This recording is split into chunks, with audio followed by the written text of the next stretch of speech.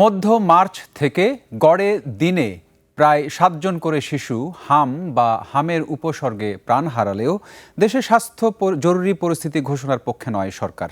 প্রধানমন্ত্রীর তথ্য ও সম্প্রচার বিষয়ক উপদেষ্টা জানিয়েছেন, হাম নিয়ে চলমান সংকটের প্রকৃত কারণ দেশি বিদেশি বিশেষজ্ঞ দিয়ে তদন্ত করা হবে, দোষীদের আনা হবে বিচারের আওতায়। সাদাত হাবিবি সেতুর রিপোর্ট।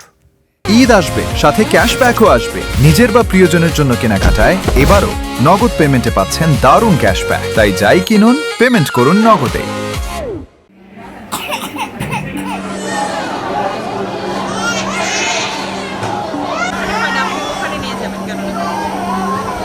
গত 15 মার্চ থেকে মঙ্গলবার পর্যন্ত হাম ও হামের উপসর্গ নিয়ে 58 দিনে ঝরে গেছে 424 শিশুর প্রাণ। দিনে গড়ে 7 জন করে শিশু হামে আক্রান্ত হয়ে অথবা হামের উপসর্গ নিয়ে মারা যাচ্ছেন। এ পর্যন্ত নিশ্চিত হামে আক্রান্ত হয়েছেন 7024 জন। হাসপাতালে ভর্তি করা হয়েছে 36,881 শিশুকে। যদিও সার্বিকভাবে হাম নিয়ে জরুরি স্বাস্থ্য পরিস্থিতি ঘোষণার পক্ষে না সরকার।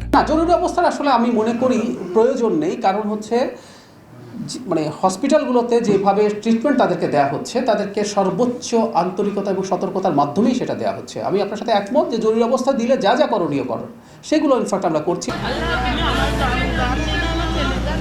সরকার জানিয়েছে, হামের পরিস্থিতি সামালে সারা দেশে চলছে টিকা কর্মসূচি, এসেছে পর্যাপ্ত টিকাও। আর ইউনিসেফ বলছে, এখনও শহর এলাকায় 30 থেকে 40% এবং গ্রাম এলাকায় 15% শিশু টিকাই পাননি। পুরো ইস্যুতে দেশি বিদেশি বিশেষজ্ঞ দিয়ে তদন্ত করাতে চায় সরকার।